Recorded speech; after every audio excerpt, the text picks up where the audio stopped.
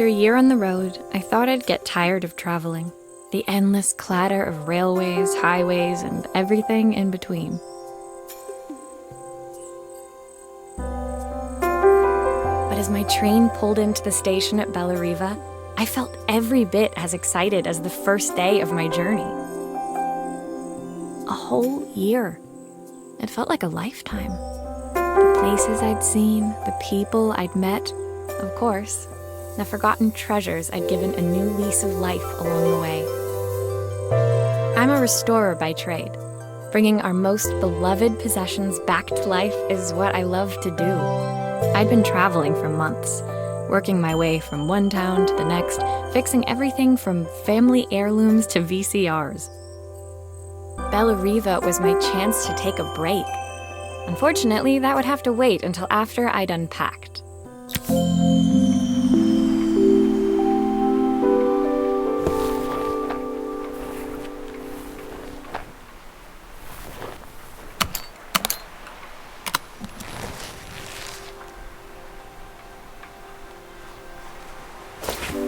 My favorite overalls.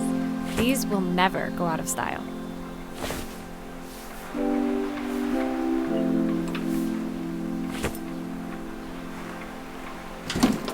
The tools of my trade. No hope of restoring things without these. Looking forward to taking more close-ups of my fingers with this.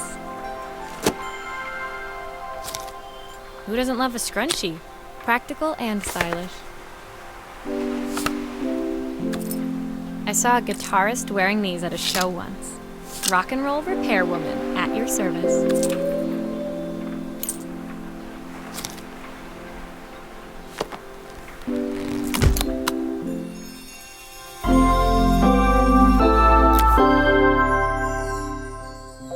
Finally, I'd made it to Bellariva. I'd come for the food festival, taking place in a few days' time. After living off TV dinners and instant ramen for the last few months, I was craving a decent meal. Of course, I'd need to earn enough money to pay for it, so I figured I'd head out the next day and find some work. My parents never wanted me to go. They wanted me to stay in their shop and have a simple, stationary life.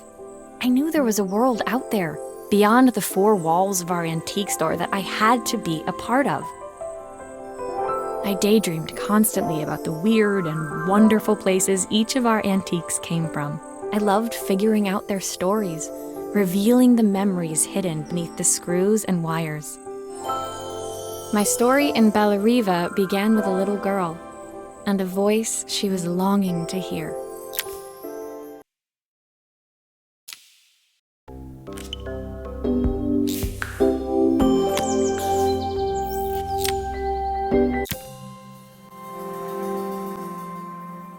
It was my first morning in Bellariva, and I couldn't wait to leave my hotel and explore.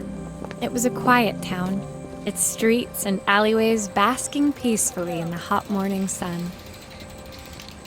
In the main square, meanwhile, preparations were underway for the festival in a few days' time. As I handed out my flyers, I wondered what the people of Bellariva would need me to fix. So far, everything here seemed perfect. I was starting to worry I'd made a mistake when I felt someone tapping me on the back. Hi, I'm Izzy. Do you know how to fix things? It was a little girl, maybe 7 years old, who must have gotten hold of one of my flyers. She rummaged around in her backpack until she hauled out a battered red cassette deck. My tape is broken and I can't make it work anymore. I tried to fix it myself, but there's this metal thing in the way. Can you try?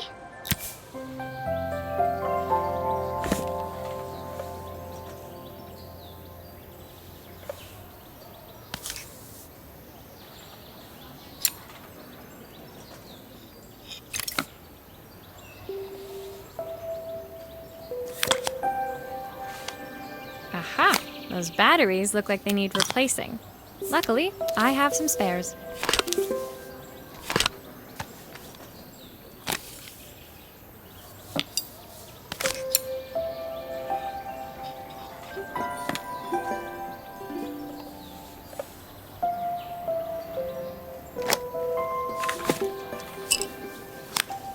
Why did you do that?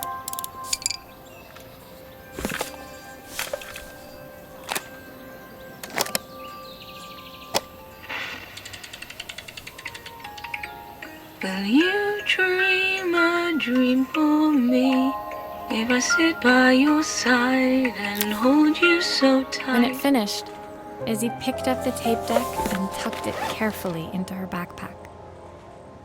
Thanks, Maria. You're the best person at fixing things ever. No problem. Who was that singing? They're very good. It's my mum. She's not here anymore. Izzy trailed off. It was the kind of silence a cassette tape would never be enough to fill. When Izzy's friends called for her, she dug deep into her pockets, looking for something to pay me with. Eventually, she produced a grand total of a stick of gum, 3 mismatched buttons, and a yo-yo. I usually preferred a check, but Izzy looked so serious, I wrote out a full receipt. She seemed like a happy kid, but beneath it all, part of her life had been shattered. Part I wouldn't be able to fix.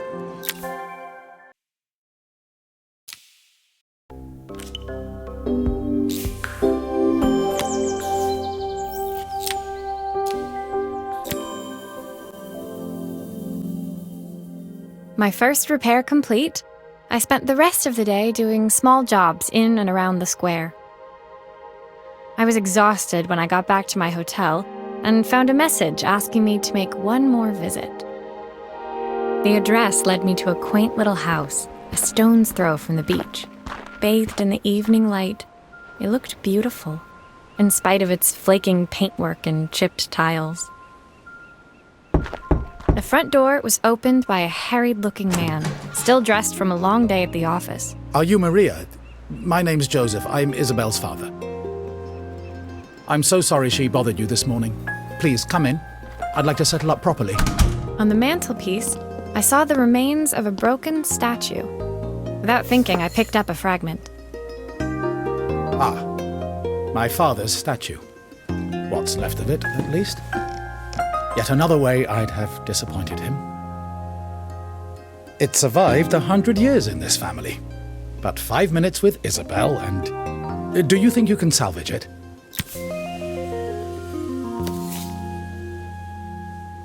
Will you be able to see the glue afterwards? I don't want people seeing the cracks.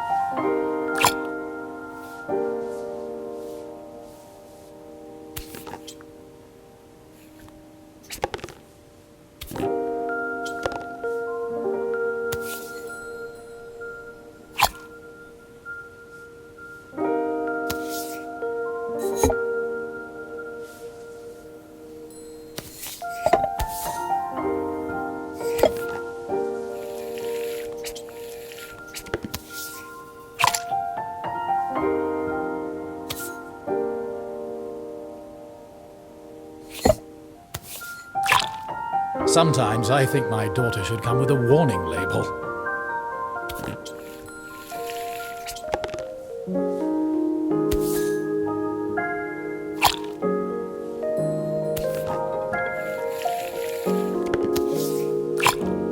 Is this glue really strong enough to hold everything together?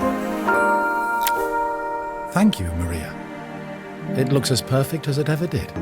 My father wanted me to make something of myself. He didn't have time for anything less.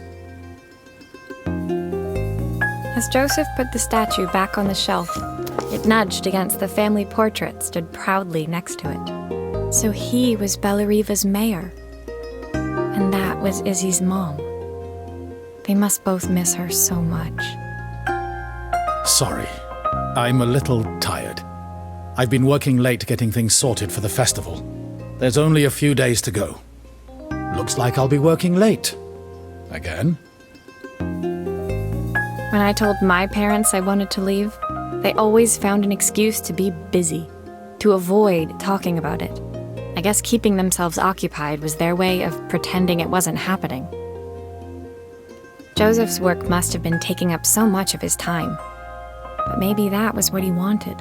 I just hoped he was finding enough time for Izzy, too.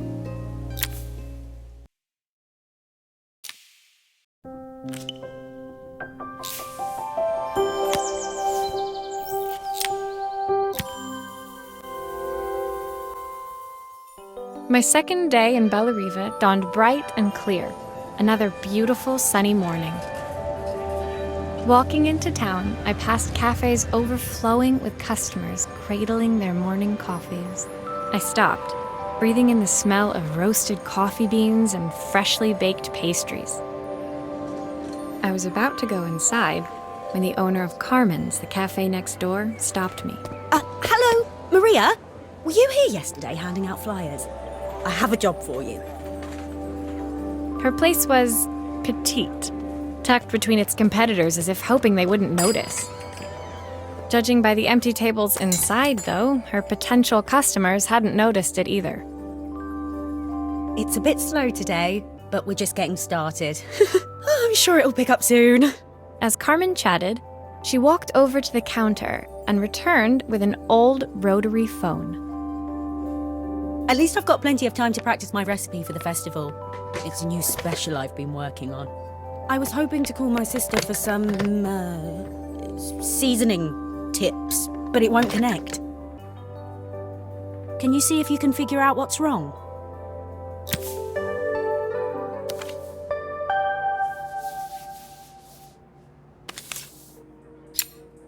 Obviously, we'd normally be much busier than this.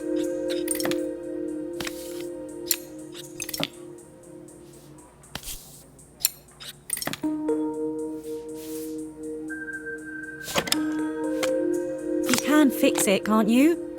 I can't afford to replace it.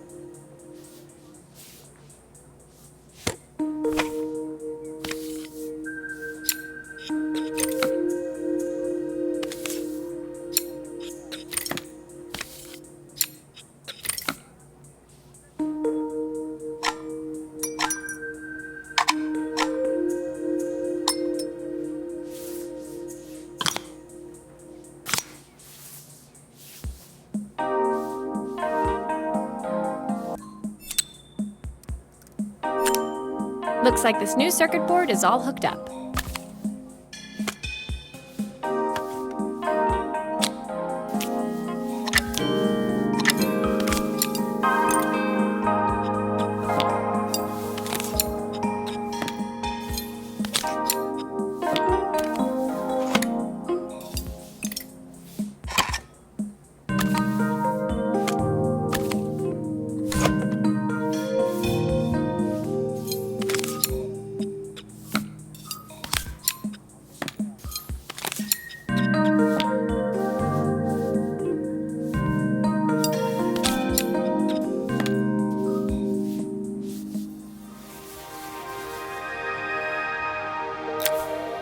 When I handed the phone back to Carmen, she seemed almost reluctant to take it from me.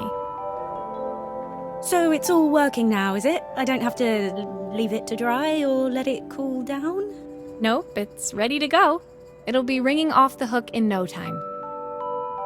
That's if I can pay my phone bill anyway. And the rent and the suppliers. Anyway, take a seat and I'll be right with you. Your coffee's on the house. I sat at one of the empty tables, while at the counter, Carmen had started dialing the phone. Hello? How's my favourite sister doing today?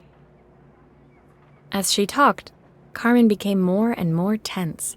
This didn't seem like a call for some cooking advice.